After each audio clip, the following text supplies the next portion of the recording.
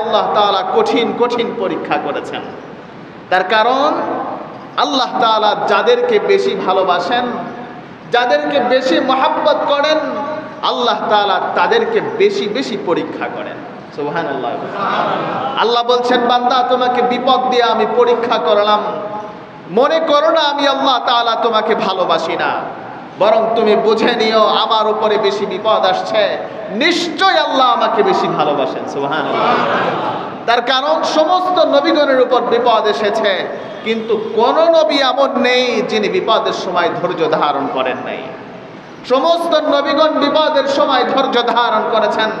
আল্লাহ বলছেন, তুমি যদি বিপদের সময় ধৈর্য ধরতে পারো, ঈমান আনবার কারণে তোমার উপরে যে আক্রমণগুলো আসবে, যেই জালিমের অত্যাচারগুলো তোমার উপরে আসবে, তুমি যদি বিপদের সময় ধৈর্য ধারণ করতে পারো, রব্বে কারীমের ঘোষণা, আল্লাহ তাআলা বলছেন, যাও আমি কথা দিলাম স্বয়ং আমি আল্লাহ তোমার সাথী হয়ে যাই। সুবহানাল্লাহ।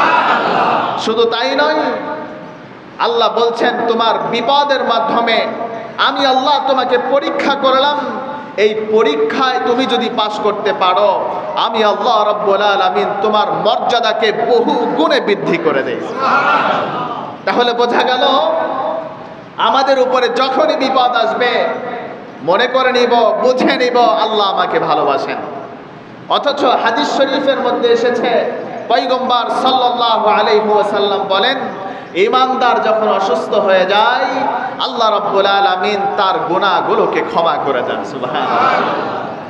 এজন্য আল্লাহ তাআলা বিপদ ও মুসিবত দিয়ে বান্দাকে পরীক্ষা করেন। আল্লাহ তাআলা দেখতে চান আমি তার ব্যবসায় লস ঘটিয়েছি, সে আমি আল্লাহ তাআলা স্বর্ণপন্ন হয় কিনা, সে আমি আল্লাহ তাআলার দিকে তাকিয়ে থাকে কিনা, ধৈর্য ধারণ করে কিনা। আল্লাহ তাআলা চান আপনার কাছ থেকে এটা আপনি ধৈর্য ধারণ করবেন। আল্লাহ বলেন, তুমি যদি ধৈর্য ধরতে পারো, তুমি ভেবেছো সন্ধ্যা হয়েছে আর আলোর মুখ দেখবো না, এটা ভেবো না, সন্ধ্যা হয় আলো দেখানোর জন্যই। কথা বলেন ঠিক কিনা? রাত্র হয়েছে, অন্ধকার এসেছে, ভেবো না আর আলোর মুখ দেখবো না, বুঝে নিবে রাত্র পোয়ালেই সন্ধ্যা, যখন চলে যায় তখনই আলোর মুখ দেখা যায়। মুহতারাম হাজিরিন, তাহলে বোঝা গেল আল্লাহ তাআলা যাদেরকে বেশি মহব্বত করেন, যাদেরকে বেশি ভালোবাসেন, আল্লাহ তাআলা যাদেরকে বেশি পছন্দ করেন, রব্বে কারীম তাদেরকে বেশি বেশি পরীক্ষা করেন, তাদেরকে বেশি বেশি ইমতিহান নেন। রোগ ও মুসিবতের মাধ্যমে, ব্যবসায় ক্ষতি সাধনের মাধ্যমে, বন্যার মাধ্যমে, বিভিন্ন মাধ্যমে আল্লাহ রাব্বুল আলামিন বান্দাকে পরীক্ষা নেন। আল্লাহ তাআলা দেখতে চান বিপদের সময় ধৈর্য ধারণ করে কিনা। আল্লাহ বলেন, যদি ধৈর্য ধারণ করতে পারো, আল্লাহ বলেন, যাও তোমার কতটুকু ক্ষতি হয়েছে আমি আল্লাহ বহু গুণে তোমার ক্ষতিকে আমি আল্লাহ পুষিয়ে দিব। আর জোরে বলেন না সুবহানাল্লাহ। সমস্ত নবীগণকে আল্লাহ রাব্বুল আলামিন পরীক্ষা করেছেন, সমস্ত আম্বিয়া আলাইহিমুস সালামকে আল্লাহ রাব্বুল আলামিন কঠিন কঠিন পরীক্ষা নিয়েছেন, কিন্তু সমস্ত নবীগণ সমস্ত পরীক্ষার মধ্যে সাকসেস হয়েছেন, 100 মার্ক করেছেন। আল্লাহ রাব্বুল আলামিনের পয়গম্বর হযরতে আইয়ুব আলাইহিস সালামকে আল্লাহ রাব্বুল আলামিন পরীক্ষা নিলেন। আল্লাহর পয়গম্বর হযরতে আইয়ুব আলাইহিস সালামের শরীরের মধ্যে রোগ ও মুসিবত ঢুকে গেল। 1 বছর 2 বছর নয়, 18টি বছর পর্যন্ত হযরতে আইয়ুব আলাইহিস সালাম রোগাক্রান্ত হয়ে পড়লেন। শরীরের মধ্যে কীড়া তৈরি হয়ে গেল, গোশতগুলো পচা শুরু হয়ে গেল, শরীরের মধ্যে এমন ভাবে ঘাও তৈরি হয়ে গেল।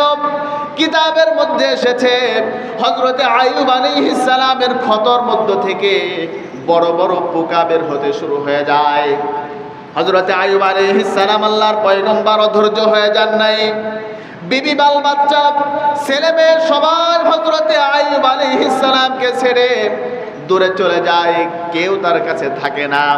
সবাই শুধু সিসি করে, সবাই শুধু নাকের মধ্যে হাত দিয়ে রাখে গন্ধের কারণে, কেউ হযরতে আইয়ুব আলাইহিস সালামের পাশে থাকে না।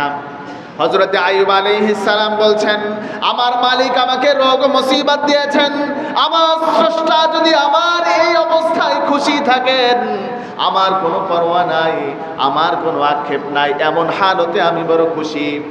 হযরতে আইয়ুব আলাইহিস সালাম অধৈর্য হয়ে যান নাই। পাহাড়ের উঁচু টিলার মধ্যে গিয়ে আল্লাহ রাব্বুল আলামিনের গোলামি শুরু করে দেন। হযরতে আইয়ুব আলাইহিস সালামের স্ত্রী বাড়ি থেকে খাবার পাকিয়ে প্রতিদিন একবার হযরতে আইয়ুব আলাইহিস সালামের কাছে নিয়ে খাবার দেন।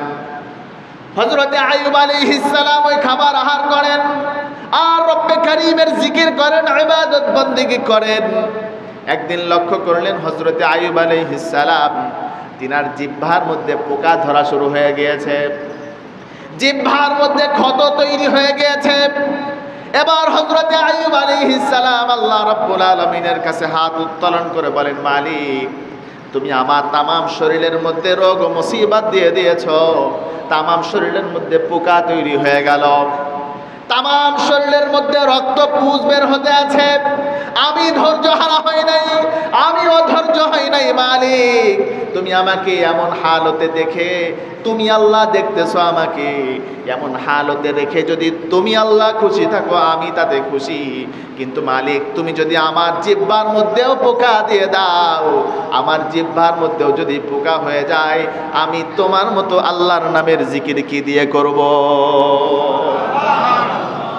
আল্লাহ রাব্বুল আলামিনের কাছে দোয়া করলেন, মালিক তামাম শরীরের মধ্যে ক্ষত তৈরি হয়ে গিয়েছে, আমার কোনো আক্ষেপ নাই, আমার কোনো অভিযোগ নাই। মালিক তুমি যদি খুশি থাকো তাতেই আমি সন্তুষ্ট, আমার কোনো অভিযোগ নাই।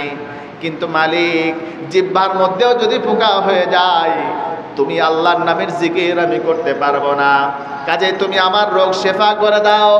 আল্লাহ রাব্বুল আলামিন হযরতে আইয়ুব আলাইহিস সালামের রোগ মুক্তি করে দিলেন। আল্লাহ রাব্বুল আলামিন তিনাকে শেফা দান করলেন।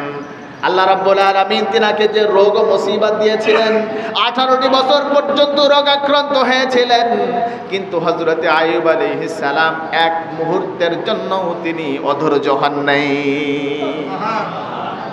ধৈর্যের কেমন নমুনা দেখাইলেন হযরতে আইয়ুব আলাইহিস সালাম।